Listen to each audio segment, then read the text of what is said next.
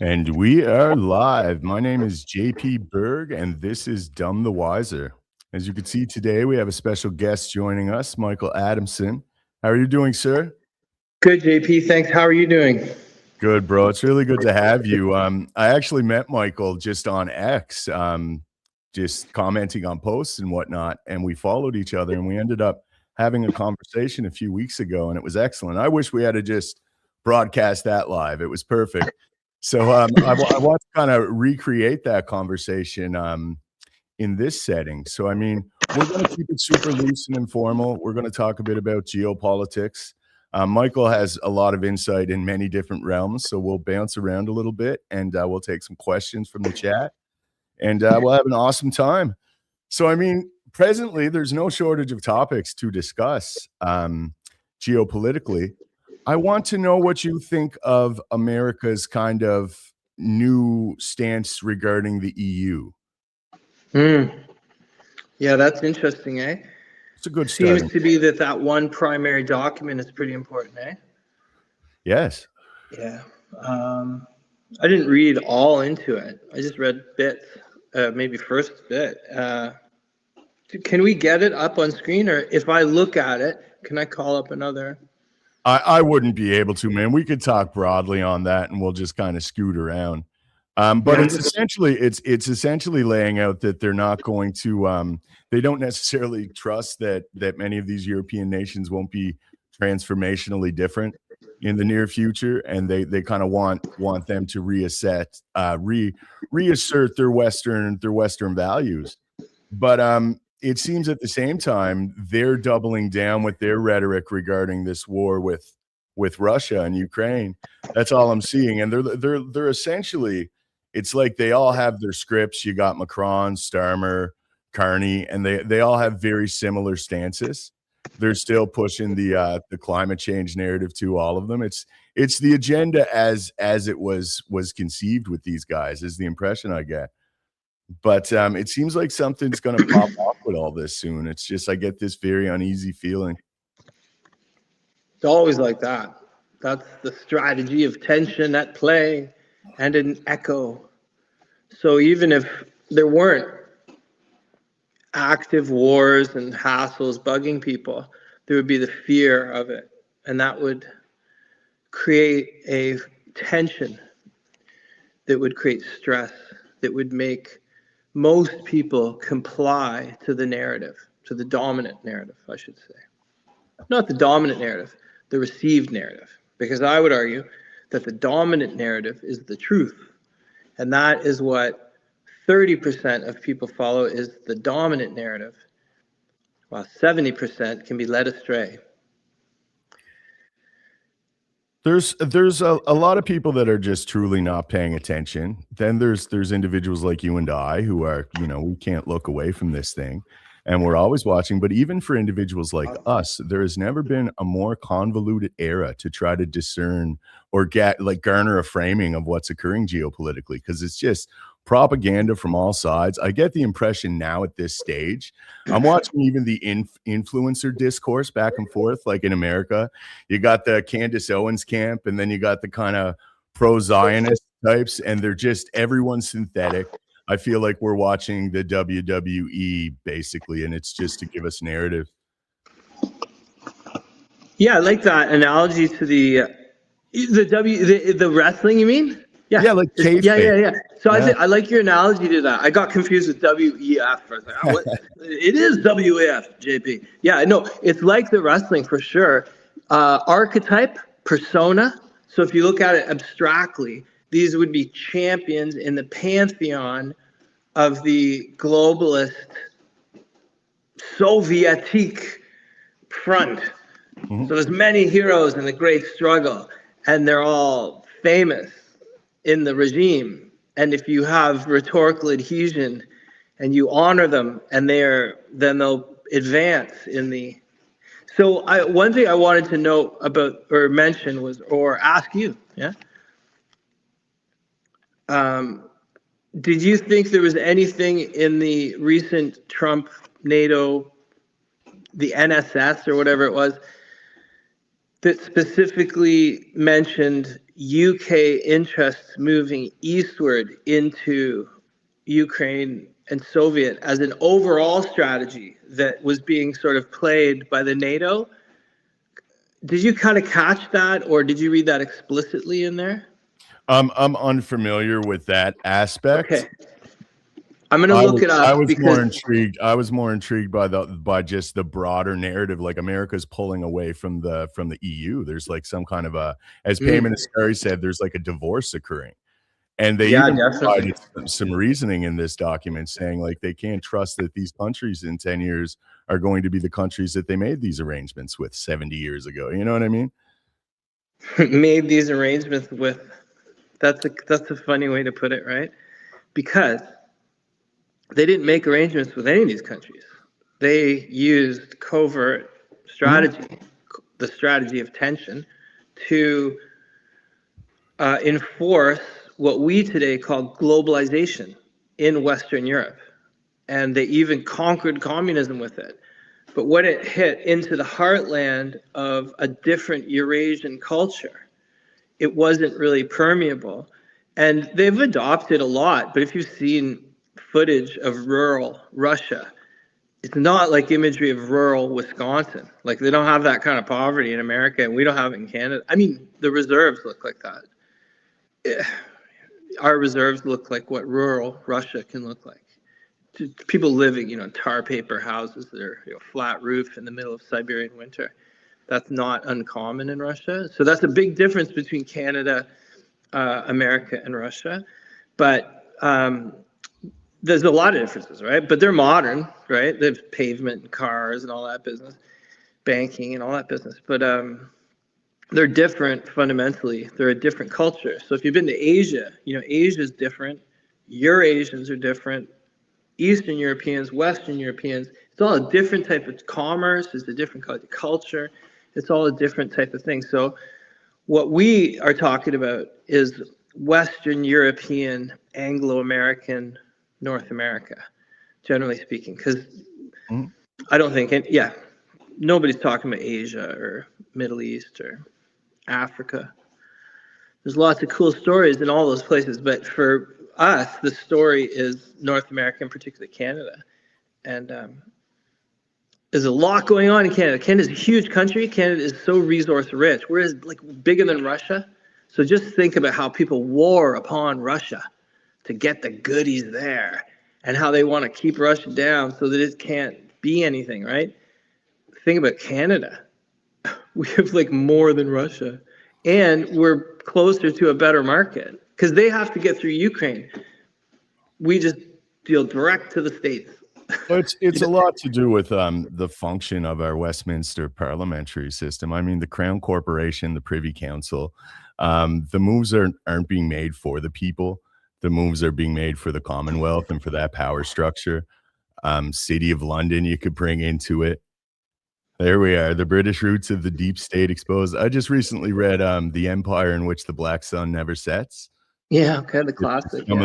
Some of the drug networks and the Gladio units, and it's the stories, man. When you get into, you go tragedy and hope as well. Like opium was a lot of the aspects of the British Empire and their geopolitical arrangements, we'll say.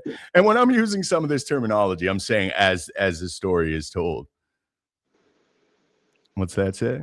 Narco-fascist connection. So like you begin to have this incredible, oh God, right? Like in its time in 1984, this means a lot because everybody understood that Hong Kong was the great site of commercial corruption and you know what I mean? And so, and banking with the British banking networks operating out of Hong Kong. This is like the dirtiest banking there is. And look, Canada, North America is Hong Kong. And that's because we have some of the dirtiest narco banking in the whole world. Why? Because we have some of the biggest banks in the world. So, so, and all the big banks are connected. So our big banks, and that is a big problem. And what's really interesting, if maybe we can jump to the 2.0 of the new thing, is that they've declared fentanyl as a weapon of mass destruction. I just saw that. That creates a whole different dynamic, right? That's the Um, premise now for a much firmer approach geopolitically from America. So you what is thought your those fast boats, you thought the fast boats were had it rough. and this is what's so crazy about this moment right now is that there's so many competing narratives. And it's like, oh, these are poor fishing vessels. This is going to be a regime change thing for America. It's like, in my framing and I've read extensively regarding the topic, but we're watching a network, as Carol quickly referred to it, the Anglo-American establishment, this network that's factionalized. And we have various interests in there. I would say two big ones that are competing. And they're competing with a lot of their agents. And I believe, again, a lot of this influencer class, your Nick Fuentes, your Candace Owens. And then on the other side, I mean, your Ben Shapiro and that side. I don't get on either side of these dichotomies. And I think division is the key premise of a lot of these operations right now.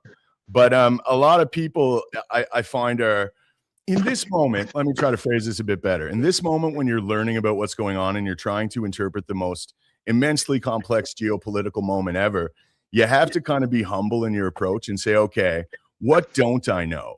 As opposed to fixating on the little bit you see, because that could kind of make you blind to broader things occurring. Yeah. Yeah. JP, you're right. And I experiment with that type of stuff. How do you know what you don't know? Okay. So I was walking around the studio and I don't know why, around 1400 came up. And when I got to the computer, I just wrote in 1397, year of 10 things that happened. Boom. Grok hit me with this thing. At the end of it, it's not particularly important year. I read item 3, item 6. Item 3 was Geoffrey Chaucer delivers the first delivery in court in King's, in the Crown's court of his narrative, A Pilgrim's Progress. It's the first time that Norman spoken language is ever used. Huge, massive. Next one is the Medicis start their first bank branch. So in just a year, just for no reason, I even got it wrong. I typed it in, I grokked it. Grok said, no big deal. I looked at that list. I was like, no, that's a big deal. I put those two in and said this is significant. Parallel this with the Gutenberg Bible and what was the banking reform? I forget. But anyway, some kind of world. I look up on my act. But anyway, yeah, what we don't know and how to defeat what we don't know. How to make what we don't know what we know. Yeah, that's a huge thing, and that's a fun game, and that is knowledge. That is to seek knowledge, and that's super important. And to test all the knowledge you have is so important, especially as you get into the unbelievable. That's hugely important because you're already in the unbelievable. Everybody is. The whole world is in the unbelievable. It's like that TV show, Stranger Things, and it's not a good thing. But it's kind of interesting because the spell is breaking, which is interesting. That's a good expression because there's a dominant narrative that's not an organic narrative we've been inundated with. We're multiple generations into ideological subversion, conditioning, manufactured dissent. I'm a firm believer that the whole left-right framing is designed to be a divisive tactic, just to keep dialectic. They want more than anything us to continuously look at each other, divided based upon every virtual metric, and just fighting with one another. Right? It's the classic divide and conquer on some regard, or divide and perpetuate, because we've been conquered in that frame. Yeah, I'm not a soldier. I know some, and you know how you meet some in life, right? It's just people who were soldiers and stuff. And I'm an artist, and so I'm a painter. Guy that fixed my rolling glass door, he was a soldier. He was a guy that works at one of my supply for frames was a soldier. Anyway, I had this painting made up of, it was a rectangle, and it was all these sticks. And some quantum philosophers looked at it and said, "Oh, string theory." And I was like, "Why? Because it looks like string?" I later understood what they were talking about a bit. And then this guy said, "Oh, that's a battle." And I said, "Oh, wow, tell me more, tell me more." And he goes, "Yeah, that's what war is. You move the battle." So what you're saying, divide and conquer, it's as described to me by somebody, is actually move a theater of entropy over something.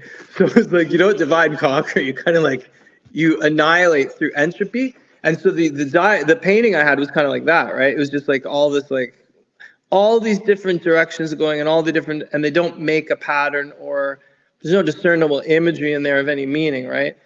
If you can draw meaning, it's just random because it's just a bunch of objectives being met that don't align, they don't meet up. Things align, but they don't connect. It's just entropy. So if you think of divide and conquer, that's a strategy once war is delivered. But basically, the concept is to just deliver war. And that is what's interesting about the idea of subjugation, imperialism, colonization, is that it is the subjugation of war on your culture so that you are basically slaved. So you have to do the simplest thing. And our society is an interesting balance of that because you need a structure, an apparatus to live in. You know, you need a plate, you need a roof. It's good to have a circle of friends. It's good to have a kind of a stable kind of concept in life, right? And a lot of what you would see in modern Western Enlightenment society is pretty stable. It's not until you get into the radical revolutionary ideas where, you could really, for eugenics and sociology, intervene in evolution. And that's what we have been subject to, is a revolutionary sociological attack on organic humanity over about 70 years. So we've been inculcated in it, but it like the lifespan of all things wears off, and as it gets so it peaks and then it repeats and it diminishes and blah blah blah. So basically everything has an organic lifespan, like the Fibonacci cycle suggests. And so the entropy wears off, fizzles, we sober up. You can put it after 70 years of being tripped out on MK Ultra, they just prison doors opened up. I don't know what happened, but the funding ended, kind of thing. I get the impression it factionalized, and there was relative to whatever trajectory or kind of an irreconcilable. Before the gates opened? I think the gates opened as a result of this fracturing. I think at one point they were all on board, which is the agenda, or however you want to phrase it, their kind of pathway for humanity. And it was so compartmentalized, no one knew. So by the time you were even first generation, sorry. If you consider that planning is not first generation, so by the first generation of operative is created for the sociological revolution, they don't really know what the second and third and fourth generations will be tasked with, in part because it's going to be reactive and responsive. As the people respond to being slaved in new ways, we will adapt, and we'll have a protocol for adaptation. That was the New World Order. That is what I would argue has faded. The protocol for adaptation no longer is effective.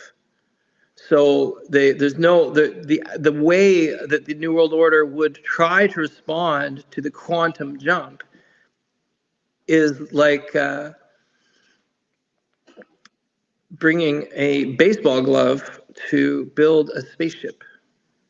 Well, I mean, there's going to be a long time to get out of this, as you kind of referred to it as like an awakening. The narrative is broken, the spell is broken, because I mean the damage has been done. When you look at Western man, we've been emasculated. The father and the family has been totally shit on. I mean, that's a breaking system, and that's a primary functional pillar of any healthy society is a family unit.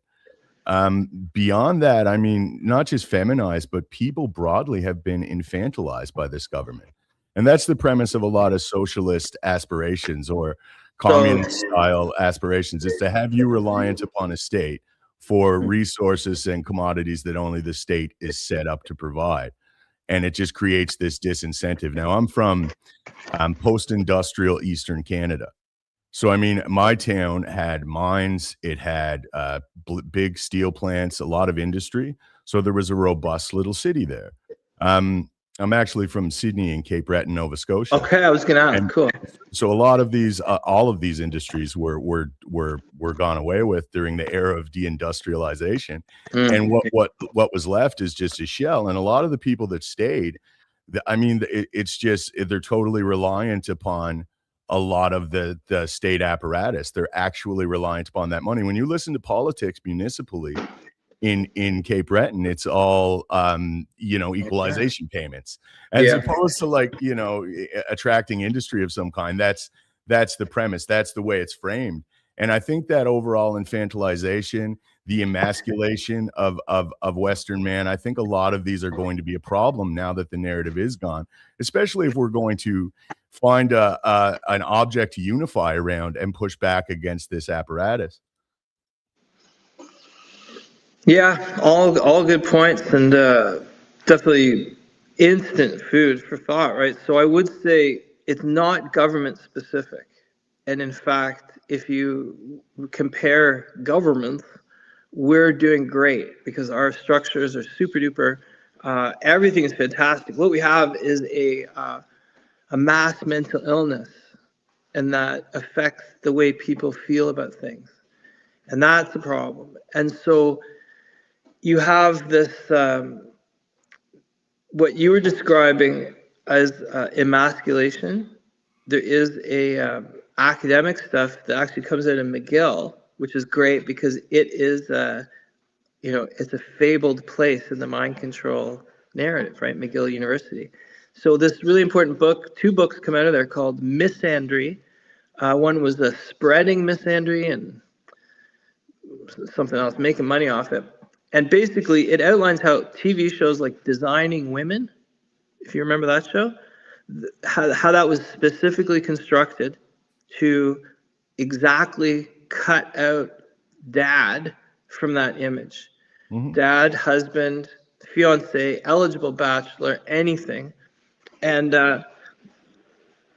so that was just one of dozens of books and films, and that was this referenced in this really important book, Spreading Misandry, M-I-S-A-N-D-R-Y, Misandry, which is it's a parallel to the hatred of women, which is misogyny. So it's the male misogyny, except for because women are different and they have a different culture and cultural backlash, boomerang vibe. It's different with this. So you could track, in feminist theory, you could track shows like Leave It to Beaver as subjugating women. But then when you track a show like Designing Women or something, or just imagine how many of those TV shows the dad breezes in with his new girlfriend, leaves the set, and it's the mom and the kids, and there's some kind of like Kate and Allie, right? 100%. You remember that? I frequently reference this framing too, kind of like the Archie Bunker archetype. Okay. The Archie type, we'll say, where it's the buffoonish male who's kind of has all these terrible qualities. He's mildly racist. He's intolerable. He's intolerant. Yeah. And then you have the wife that kind of gets through, or the family dynamic, like The Simpsons or the Family Guy. All of these, the buffoon man, the buffoonish male, yeah, and that's the emasculating quality of it. Now, there's a famous incident where Nixon was recording everything in the Oval Office, and they found a lot of these tapes. And one that came out, it was really funny. It was a White House aide and Nixon, and Nixon must have caught Archie Bunker that night. And he was saying, Johnson, I saw this really concerning movie last night on the television. And he was like, no, that's a show. That's Archie Bunker. And he's like, regardless, there was this hardhead. And that's how this is Nixon's terminology. Meathead. This hardhead. And the hippie son-in-law was making them look bad. the hippie son-in-law was making all the arguments, and it had homosexuality in it. And then Nixon made a really hilarious observation. It's like, we can't have that. That's what happened to the Greeks. You know what I mean? And I thought that was amazing. But Nixon was aware of the profundity of the influence of this conditioning process. Evidently. The narratives we tell ourselves, that's where our religions come from. That's where the culture comes from, is the stories. So, I mean, in post-modernity, whatever you want to refer to this as, we have this kind of, it's not even an anti-hero anymore. We've absolutely got rid of morality as a centralized core in a lot of our stories. And a lot of our heroes are like morally irredeemable. And they're the protagonists of these stories. And it's having an overwhelming effect, I think, on people psychologically, and spiritually too, right? Like it's definitely having an effect. If I told you that we've left the postmodern era, what would you think of that? I think we're coming. I think we might be leaving the Enlightened era. I think we might be coming into something post-Enlightenment. I think we're coming back to a broader, more mystical understanding of things. You could call the Industrial Age the post-Enlightenment age. Mm-hmm. You could call the Industrial Age the post-Enlightenment age, because the Enlightenment age would be a full spectrum of humanistic liberal inquiry into science, technology, philosophy, music, blah, blah, blah, the whole spectrum, kind of just a general neutral look into it. And then the next phase. So the misandry is really important, because if you look at the timeline, we're talking 1970, 1950, perhaps the very invention of television reinforced the negative male stereotype. So then you have to begin to look at the medium itself. So if the medium, this idea that the medium is the message, that's very convenient, because it really puts the message that's on the medium off the hook. But what we're doing is we're doing something called recursive criticality. We're putting a critical theory recursively onto the narrative of TV. And so a great TV guest show, TV show, that's what we're doing. It's like a TV show. And then before this show or after the show will be a sitcom. And in the black and white ones, it's some guy with his wife Alice, and he's trying to like knock her to the moon or something. So that show I'm talking about. As soon as you say the name of it, we'll have a better picture of it. Not Archie Bunker, but it's a show, a black and white show. People that live. Oh, The Honeymooners. Yo. Is that it? So, yeah. Or exactly. I Love Lucy. Honeymooners, babe. That is. Think about that show. That would be like a reality TV show, like horror show. The Honeymooners, because the guy's threatening to beat his wife up.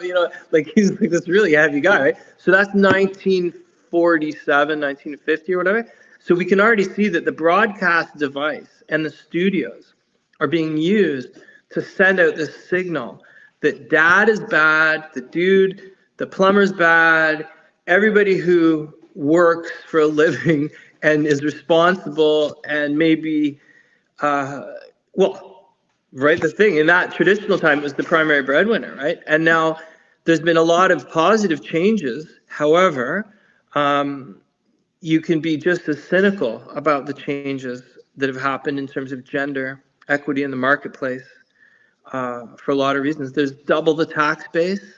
There's just so many different kinds of things. There's nobody at home to raise the kids. There's so many things at home that cost a lot of money over time that have been an outcome of the feminist agenda. And misandry is, I guess, to conspiracy theory is interesting because it posits that feminism is a benign, overt, loving feminine embrace. It's a very nurturing. Well, what is misandry? Misandry is like psychological warfare using the moving image, and then at the end of the day, you pull the curtain back and who's the wizard? And that's something interesting. Who is the wizard? And then you think, okay, well, the wizard is us. We are the wizard. The wizard is inside of us because it's an archetype. It's a paradigm that we project. And somebody who plays.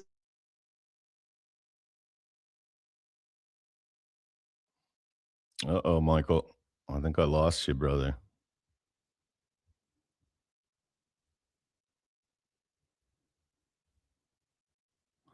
Well, Michael is reconnecting. This would be a good time for me to appeal to the people watching to please share the stream. There you are. You're back, sir. You cut off in the middle of that. The wizard. We are the wizard. I am the wizard. You are the wizard. All right.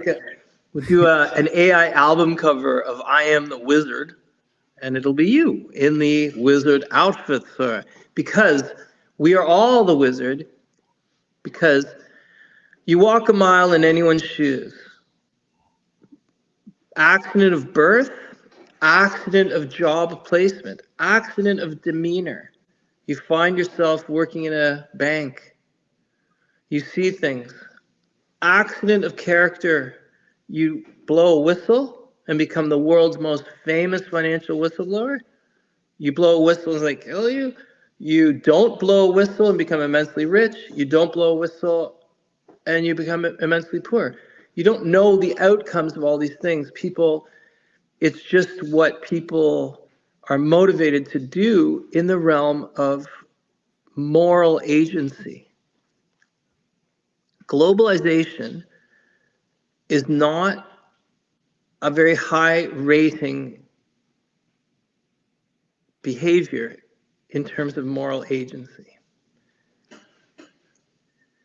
So globalization. Let me throw something at you here. Just to get back to kind of the broader theme with kind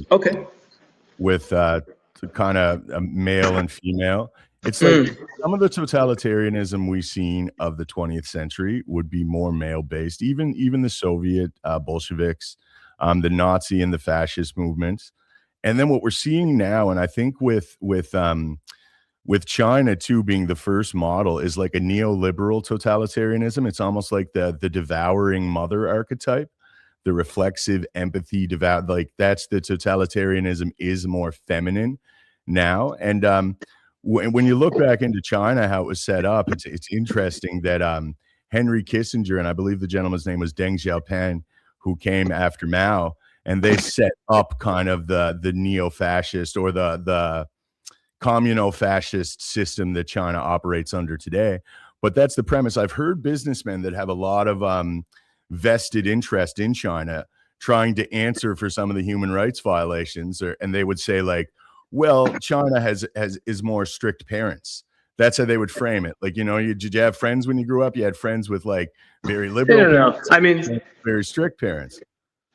How does one suffer fools when one is trying to be serious? JP, you must ask yourself that as well, my man. Then when they don't know about that stuff, it's tough to talk to them. So quick, everybody needs to know this. Okay, so who is Chairman Mao?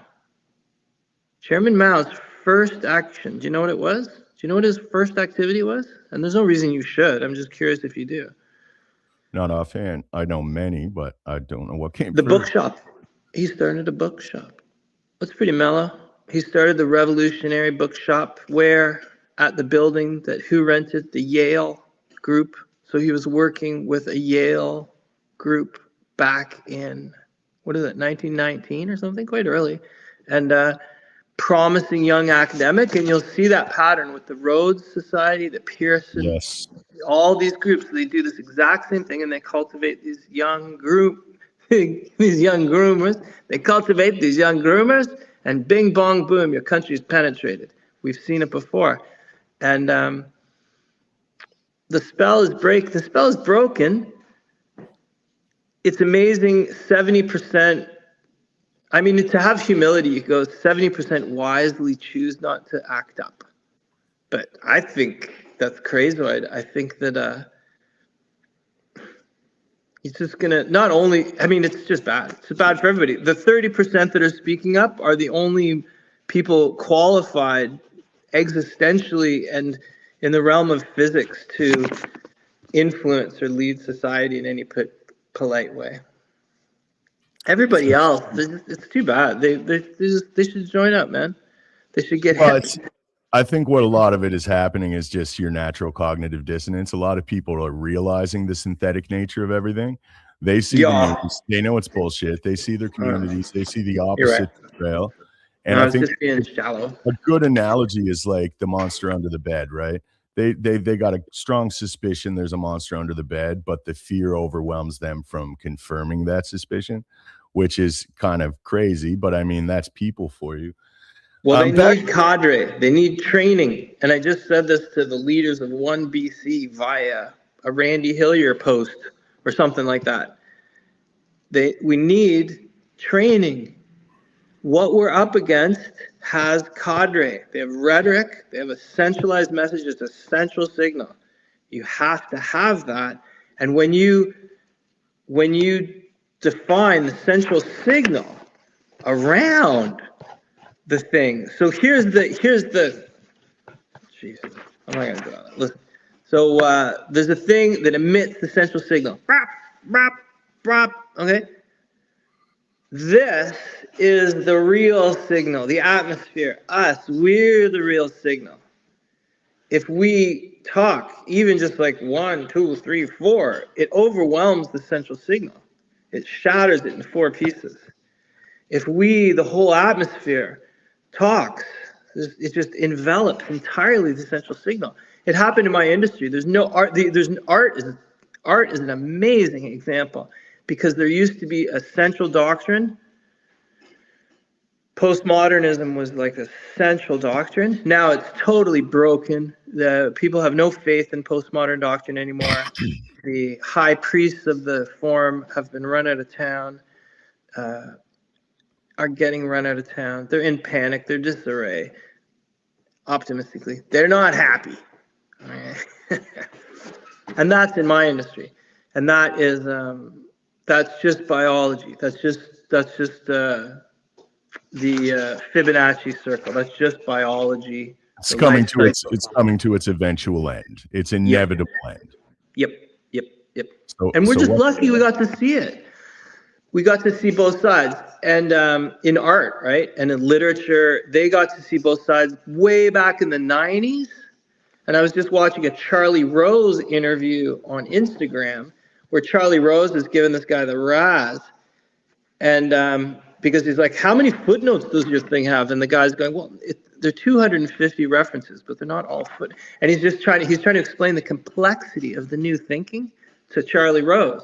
And Charlie Rose is having none of it. It's just like, he's just like this. And the guy who's in the interview has a bandana and like a soul patch and like round John Lennon glasses and he's from like Yale. It's remember his name in a minute. Anyway, he's like a leading intellectual chosen by one of these groups as the salesman for this new philosophy called metamodernism. And he floated it back in the 90s, 92. And it's definitely normalized, accelerated. It's just part of society. I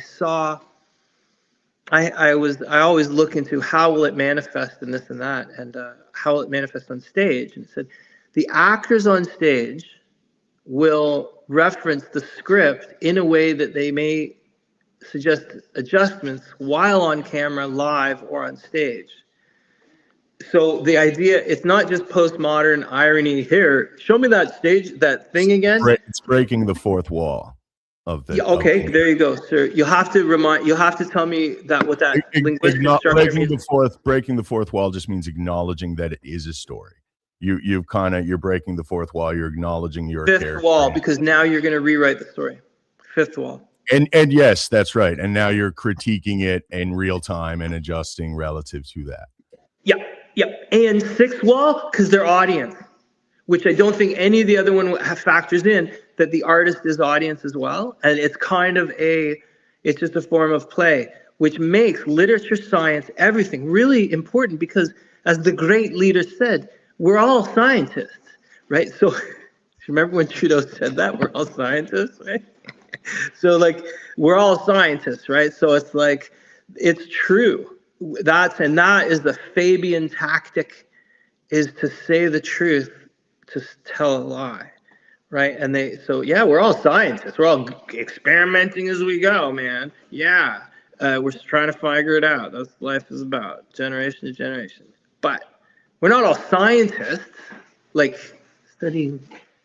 And we're not. That's what he meant. Like he was like Mr. Dress Up, which is a theatrical view on life, and show business is not theater. Show business isn't even theater. Theater is different. Theater is play acting. It's a headspace. It's different. It's on display. It's play. That's what his thing was. He was perfect for the job. He played the role. Yeah, I call these individuals political constructs. They're essentially bad actors sloppily regurgitating scripted rhetoric to provide us, the peasant class, with the illusion of participatory governance.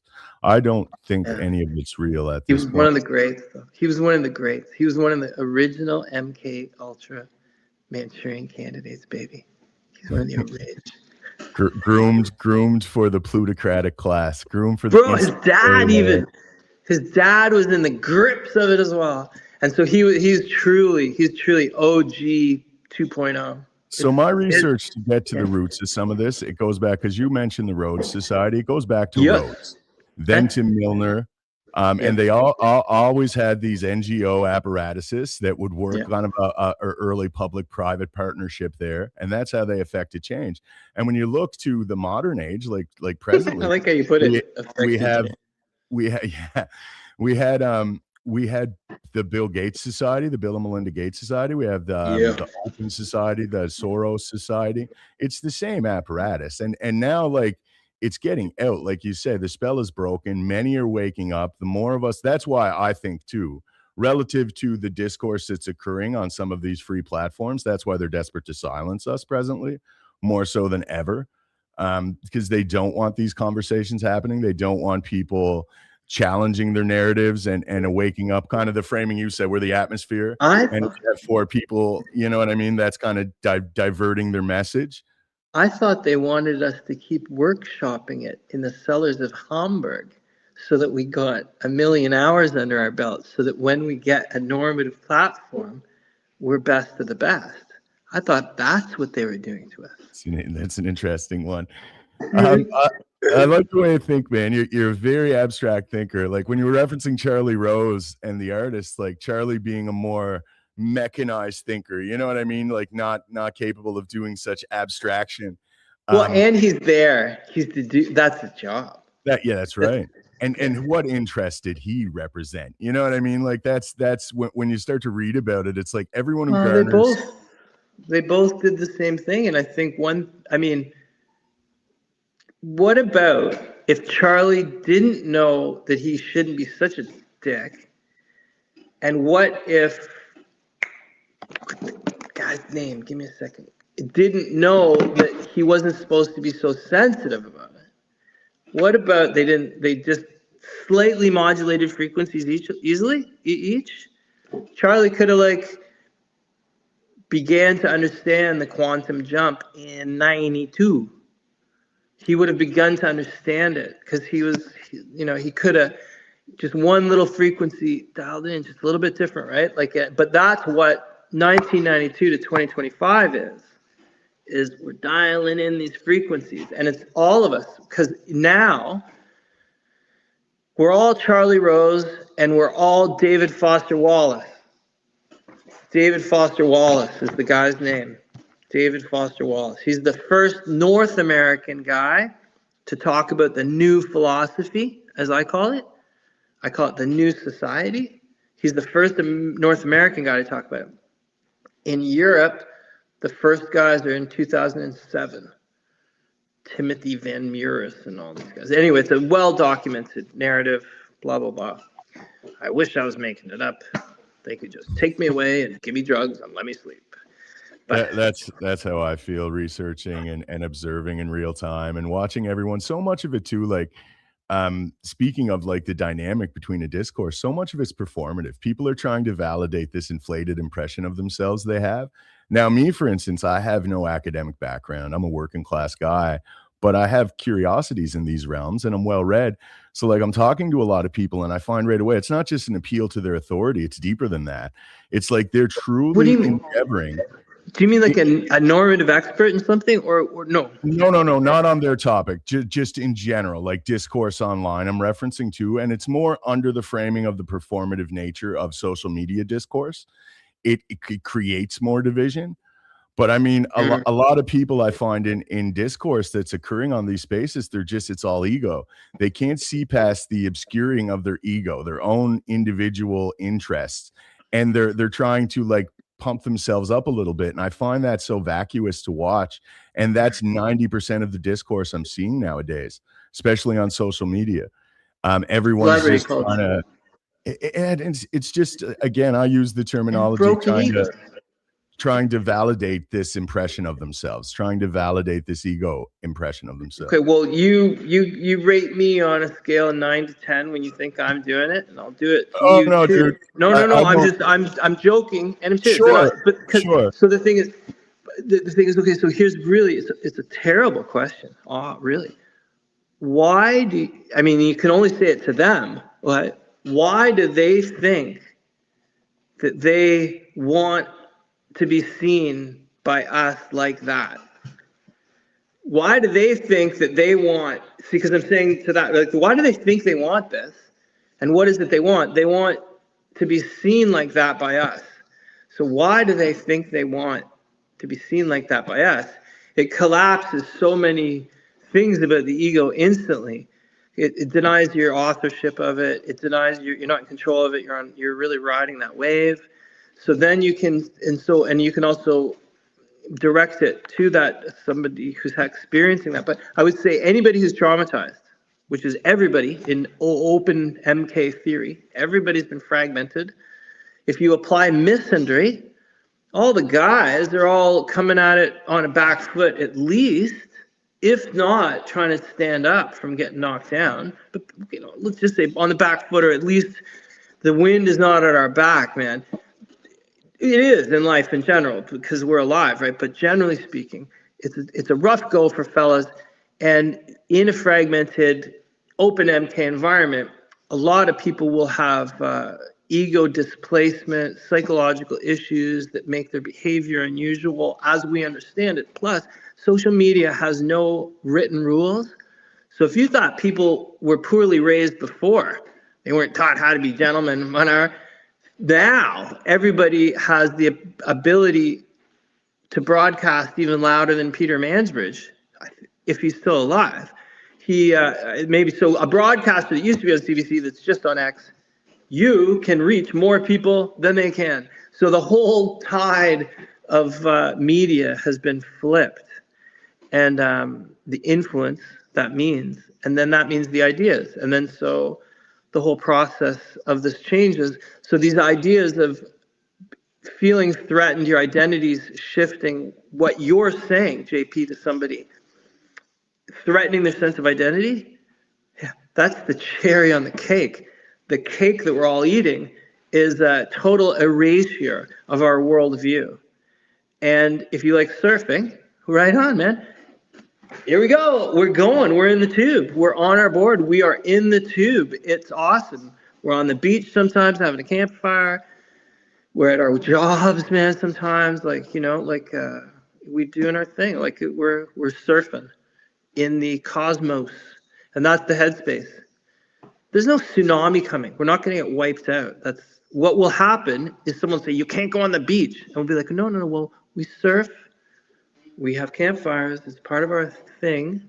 We can't go on the beach. It's like, whoa, man, that's worse than a tsunami. And that's what we just had, was a human tsunami, an idiot-sami. So the process you're describing using like with broadcasting, everyone now has the ability to broadcast and reach each other and network with one another. But at the same time, that's when these apparatuses of control are trying to squeeze harder, right? And I'll use the analogy, it's like a fistful of sand.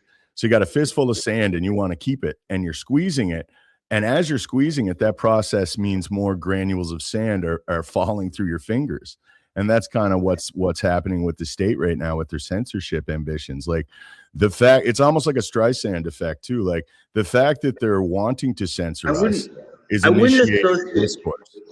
Yeah, I wouldn't. I mean, and if you want to, let's talk about it. But I wouldn't associate censorship on social media with state activity. Well, it's definitely whatever's above the state. I don't believe the state has much say in things. I think again it's an insulatory layer between the real power. I wouldn't say that the super state has much to do with social media. The supra state. Sorry, but the super state. The super state. I wouldn't say the super state has much to do with online censorship. What I would say is that 70 years of military grade industrial mind control has been used, and it was used recently. I mean, it's being used, and it has people in a signal spell, and that signal spell has 30 of us resisting it and 70 of us going for it, going with it. And as soon as that signal spell changes, wears off, batteries run out, whatever it is, then the issue that makes the 70-30 split will be different. And so there'll be different issues. Because one of the things that's a raison d'etre for freedom is that we're being oppressed. So once the oppression is done, the raison d'etre for our movement, right? The worldwide freedom movement that calls Brexit and MAGA, Frexit, etc. This is as big as the Renaissance. This is not a single individual. This is not even an idea. This is not an essay. It's just history and time happening, new ideas. Linguistically, meta makes sense after post, because post is going to fragment, then you're going to get meaning from the fragments interacting. So that's meta, is the mixture of the fragments. Poetically, so how much unity in this 70-30 split do you think there is? Like, so in this framing, it's like 30 people are kind of awake that the narrative is gone. We're accepting it. We're communicating with other nodes within this system. But is there unity with the 30%, or are they fractured in what they see in their interpretations? Canadian leaders need political cadre.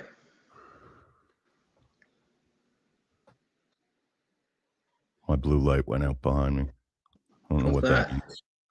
Political leaders, Canadian leaders named political cadre. So what people who want to lead themselves out of the swamp of idiocy and corruption need to have a clear objective of where they're going and why.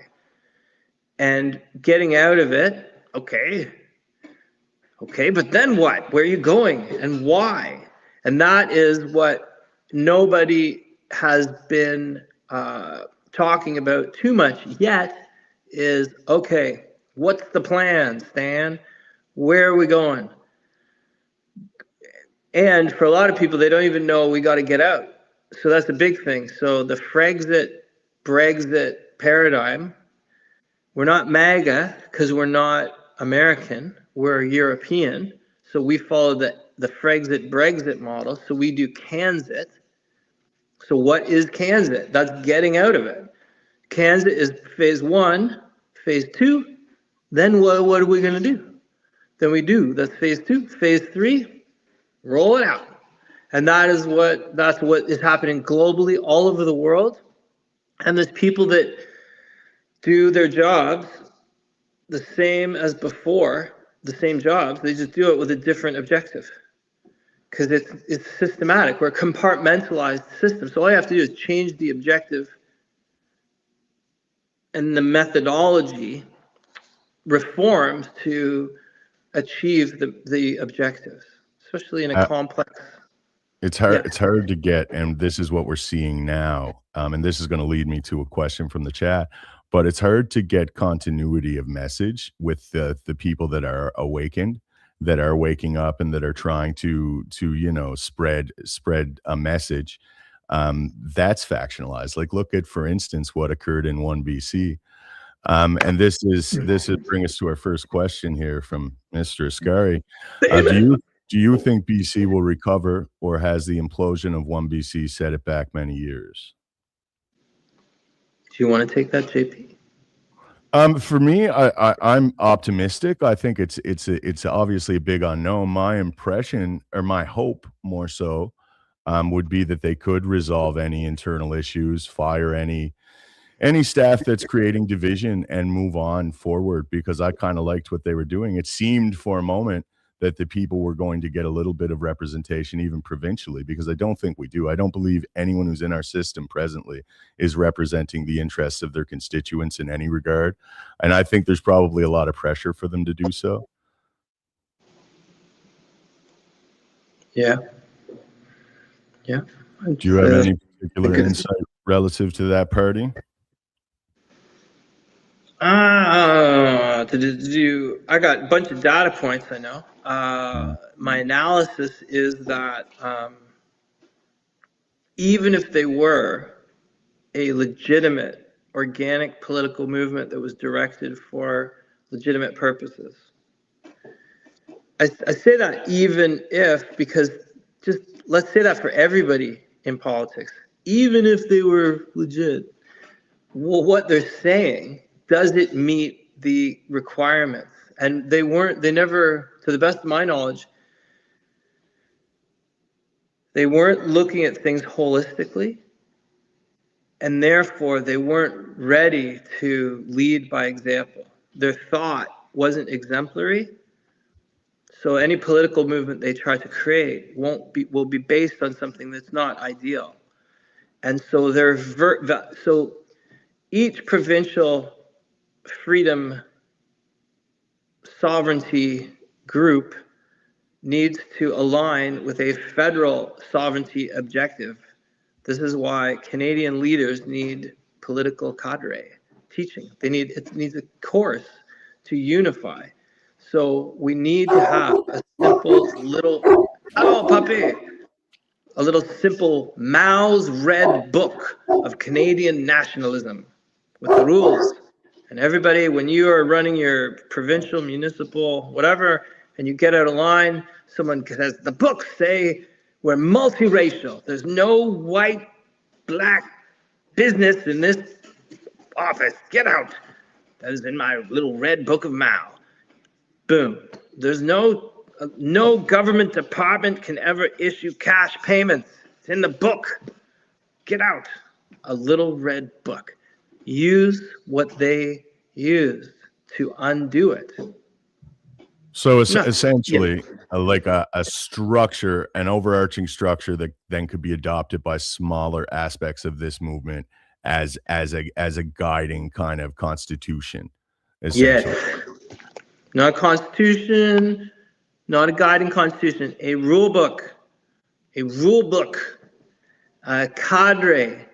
Because the thing is, this is an information conflict.